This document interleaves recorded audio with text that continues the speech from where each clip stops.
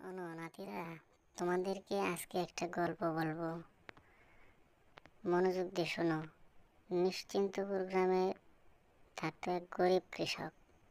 তার একটা ছেলে একটা মেয়ে। তার মা তাদের সন্তানকে রেখে অনেক আগে মারা গেছেন। সেই যুবতী মেয়েটি যেমন ছিল রূপে গুণে অত্যন্ত সুন্দর, তার ভাইয়ের সাথে সবসময় খেলাধুলা করত এবং একসাথে সময় হলে স্কুলে যেত এবং বিভিন্ন মজা করত। অন্যদিকে ওই গ্রামে ছিল এক জমিদারের ছেলে, ভূপেন্দ্র কুমারের ছেলে রাজেন্দ্র কুমার। রাগের মাথায় সে একদিন এক নর্তকীকে নিজ হাতে খুন করে মেরে ফেলে। এরপর সেই যুবতী মেয়েকে বিয়ে করে নিয়ে আসে।